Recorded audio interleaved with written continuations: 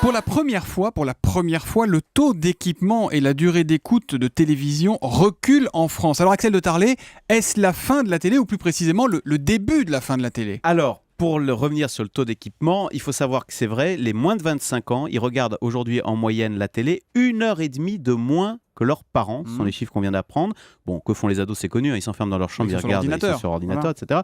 Si bien d'ailleurs que ces jeunes, je continue, quand ils quittent le foyer, eh bien ils n'achètent plus de télé, si bien qu'on en arrive à l'autre phénomène qui est une première historique. Pour la première fois, le taux d'équipement en télé recule. Alors jusqu'à présent, il faisait que monter. On est passé en 2 ans de 98 à 96%. Oui, c'est pas encore complètement spectaculaire. Oui, enfin, ça baisse, c'est une première. En Grande-Bretagne, 95, etc. Et le patron de Netflix, donc le site de vidéos sur Internet, il prédit la fin de la télévision pour 2030, dans 15 ans. Donc, de la même façon, dit-il, que l'automobile a tué la voiture à cheval. Mais attendez, la télé n'aura pas disparu. Simplement, ce qui va se passer, c'est qu'on regardera nos programmes télé sur Internet. Ça change pas grand-chose, alors, finalement. Si, ça change beaucoup. Sauf qu'on ne payera pas la redevance. Voilà, non, mais il y a une grande différence quand même. C'est qu'on n'est plus passif devant sa télé à regarder les programmes qui défilent en famille dans le salon. Non, avec cette télé sur Internet, chacun regarde ce qu'il veut, quand il veut. Donc, le téléspectateur n'est plus captif des chaînes de télévision.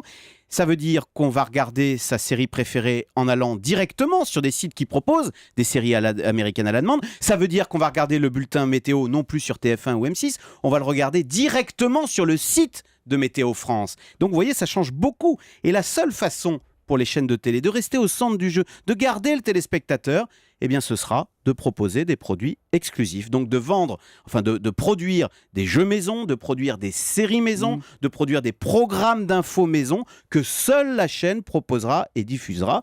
D'ailleurs, finalement, c'est plutôt sain comme évolution. Ça veut dire que si vous êtes un robinet à séries américaines, bien vous êtes mort, il n'y aura plus de modèle pour ça. Seules survivront les chaînes les plus créatives, celles qui seront capables de fabriquer des produits originaux. Et la bonne nouvelle, c'est que ça devrait relancer la création française. Eh bien ça sera pas mal parce qu'il y a un petit manque quand même en ce moment, voilà. malgré nos 26 chaînes.